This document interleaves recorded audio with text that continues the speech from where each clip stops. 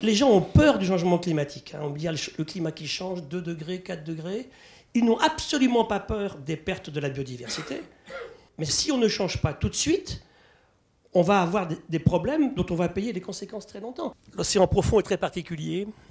Il est très ancien et très stable depuis très longtemps. Et vous savez que le chalutage en particulier est extrêmement, violemment provocateur de changements sur un fond, et que ces fonds sont les derniers à être préparés à des changements. Rien n'a changé dans ces fonds océaniques profonds depuis très très longtemps. La même température, il n'y a pas de lumière, et l'acidité est la même, la salinité est la même. Donc chaque petit changement aura un impact beaucoup plus fort que ce qu'on a pu faire sur les plateaux continentaux.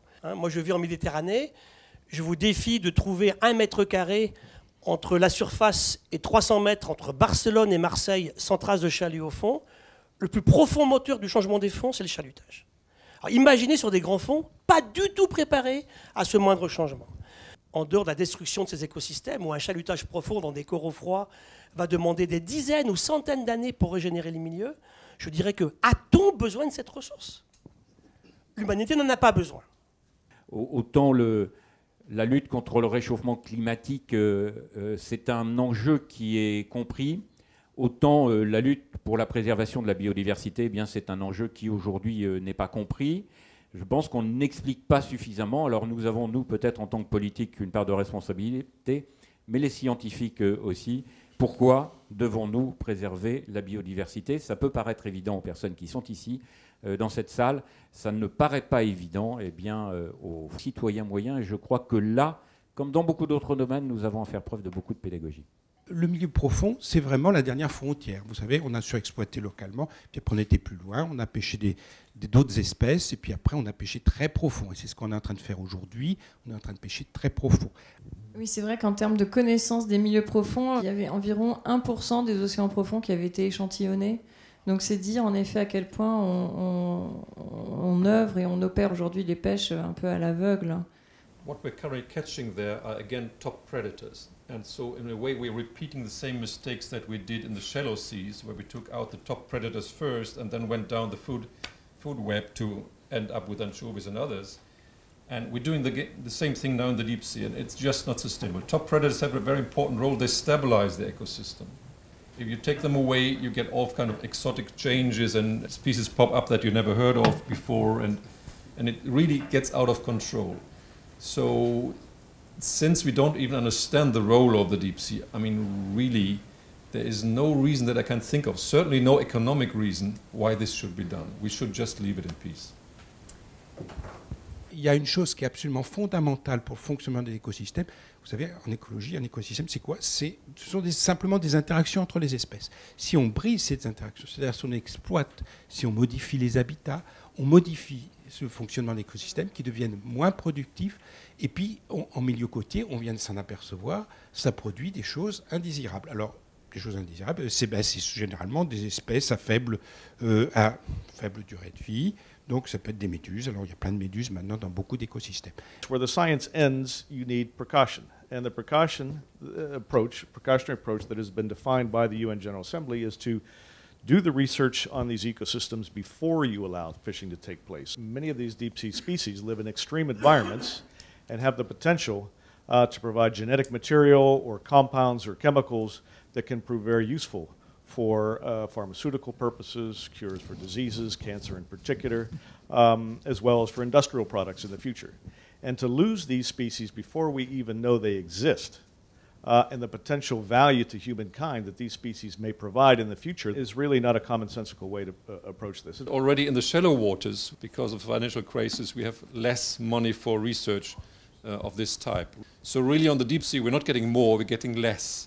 That means we are unable to say whether something can be done sustainably. The French Ifremer Institute has shown that for 3 main targeted species, you discard 100 other species. Do you think deep sea bottom trawling can ever become sustainable from an ecosystem perspective with respect to ecosystems?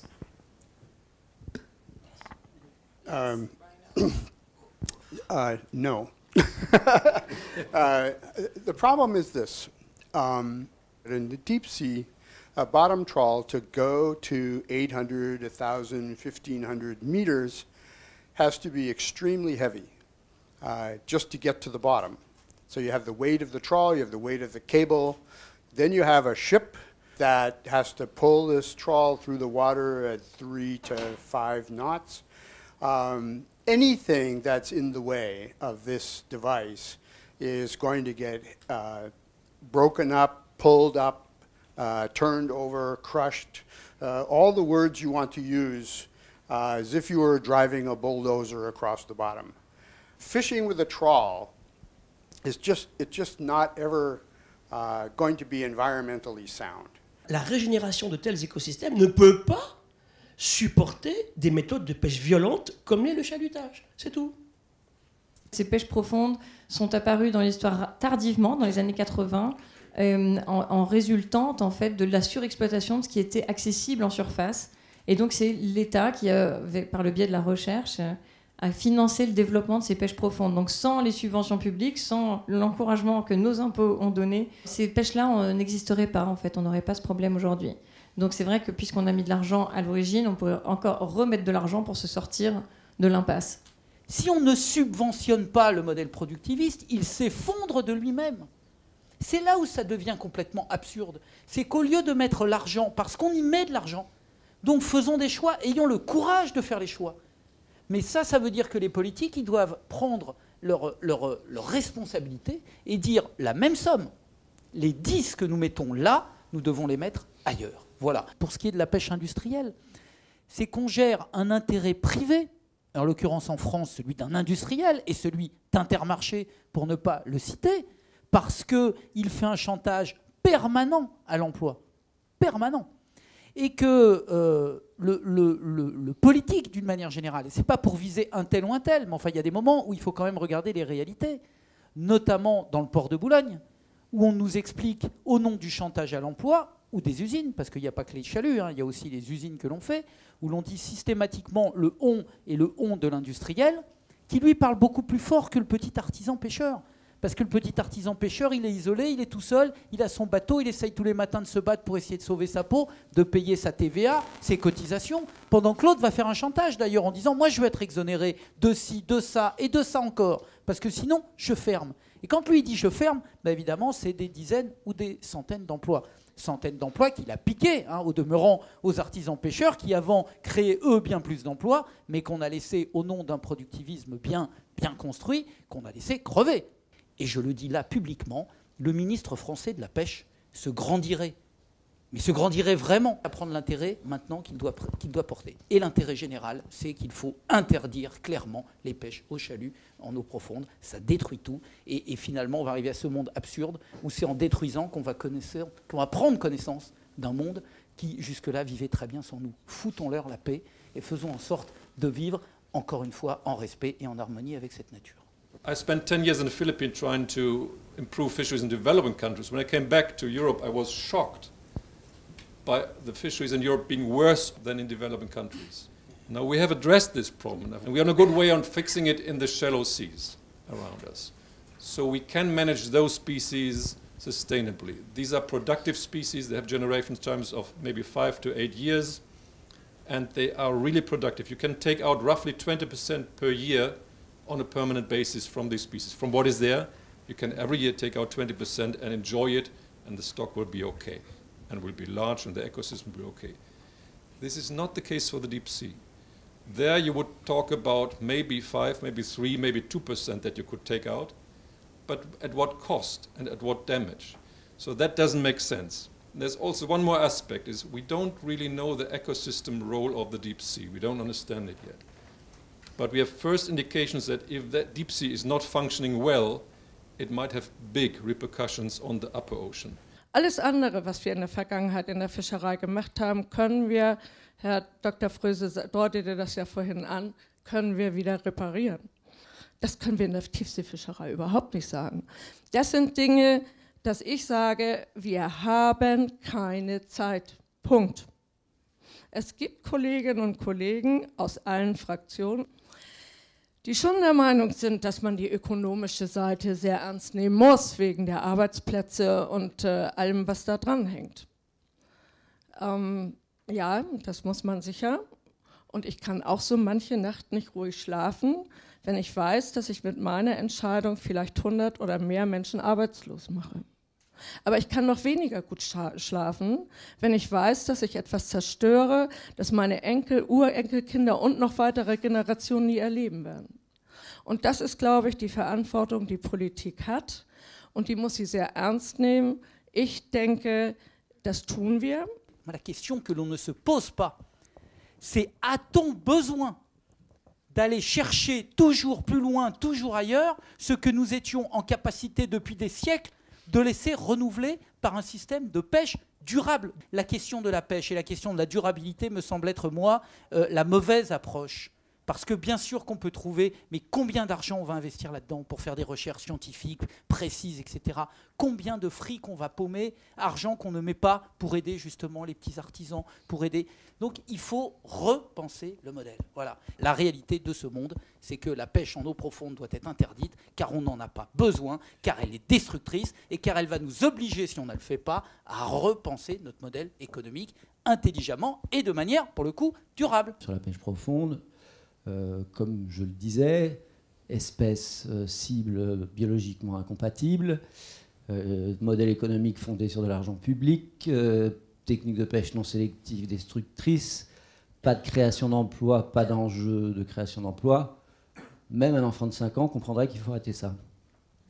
Donc je dis, où sont les enfants de 5 ans? Et peut-être que les enfants de 5 ans sont innocents. Et ce qui n'est pas le cas des gens qui prennent les décisions aujourd'hui, comme on l'a vu, où il y a des intérêts particuliers qui prennent le pas sur les enjeux collectifs, malheureusement.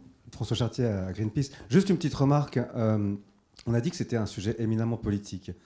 Ça n'est pas de manière classique. Ce n'est pas un conflit entre tel et tel parti au Parlement européen. Il y a un point de blocage aujourd'hui qui est très clair, c'est la France.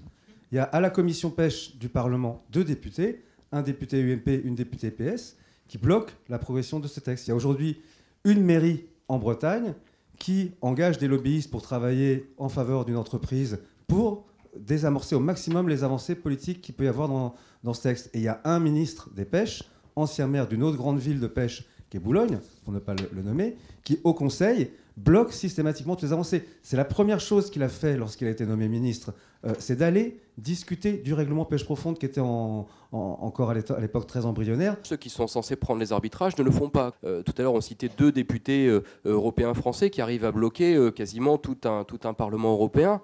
On parlait de Frédéric Cuvillier, le ministre de la Pêche, qui arrive à bloquer le gouvernement français. Mais comment c'est possible? Oui, on peut parler de Frédéric Cuvillier, de son manque d'engagement, parce qu'il a des copains à Boulogne, parce qu'il n'a pas envie de se mettre à dos tous ses amis historiques, etc. Mais Frédéric Cuvillier, il a plein de chefs au-dessus de lui. Il y a déjà Philippe Martin, qui est nouveau ministre de l'écologie, qui est censé être le chef de Frédéric Cuvillier. Puis encore au-dessus de Philippe Martin, il y a un autre chef, il y a le chef du gouvernement, Jean-Marc Ayrault. Pourquoi est-ce qu'on l'entend jamais sur ce sujet-là? Je pense qu'il s'en fiche totalement et que ce n'est pas un sujet qui l'intéresse. Donc, il laisse Frédéric Cuvillier faire ce qu'il veut sur cette question-là. Et puis encore au-dessus, il y a encore un autre chef, le chef de l'État. Pareil, quand on entend François Hollande, Delphine Batho à l'époque, parler de la réglementation en haute mer avec un discours plutôt ambitieux, plutôt courageux, il faut réglementer la haute mer, etc. Et en même temps, on ne fait rien là sur la pêche profonde. So Creton, it's a very small file. It should be a very easy file. And nonetheless, it's a bit of a difficult file. So why is that? Why it has become so politicized? Because starting from almost a French issue, it became a European issue because there was an argument that has been spread around that proved to be very convincing that if we do ban bottom trawling for the deep sea species, then this will be the beginning of a ban of trawling overall. Of course, this is not true. So in a way, we are fighting against not national interests, not economic interests, but we are fighting against a ghost often, the ghost of a ban on all trawling. We are talking about taking extraordinary measures to protect some extraordinary species. But why is it so difficult in Parliament? There are any number of reasons, but probably the main reason is that the deep water trawl industry, which is a small industry in terms of the number of boats, but is a very political, powerful industry, have decided to band together and defeat this legislation in Parliament. They they have drawn the line and they said, we will not accept a piece of legislation that impacts our way of fishing. They have put forward a set of proposals which they claim will protect vulnerable marine ecosystems in the deep sea. When you read through those proposals in detail, which we have, they don't. These are proposals with very, very little substance. And they actually basically propose, let us, the industry, self-regulate.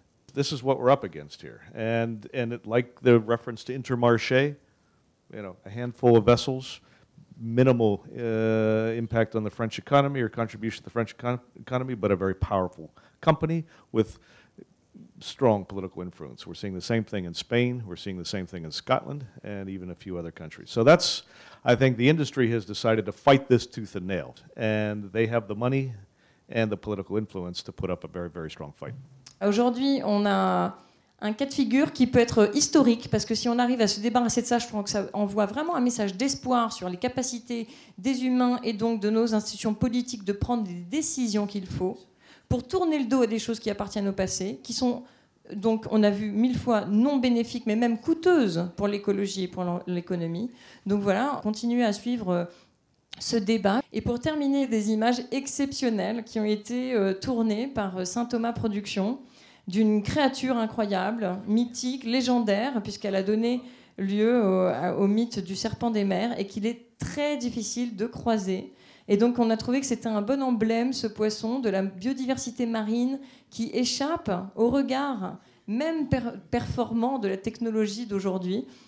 Il a fallu attendre le 21e siècle pour filmer ce poisson qui vit jusqu'à 1000 mètres de profondeur dans les conditions qui ont été celles de ce tournage. On a eu cette chance de comprendre comment on pouvait filmer un poisson qui habituellement, comme l'a expliqué Claire, vivait à des très grandes profondeurs. On l'imagine dans son habitat qui est donc froid, perpétuellement noir, et on ne le connaissait jusqu'à présent que par des échouages. L'espèce qu'on va vous montrer, ce qui est assez extraordinaire, c'est qu'elle vit sur notre palier, au large des plus beaux quartiers de la France, au large de la Côte d'Azur.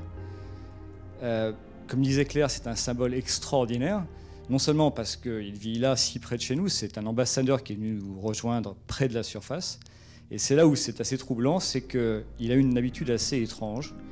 Il a une histoire d'amour mal résolue avec les câbles.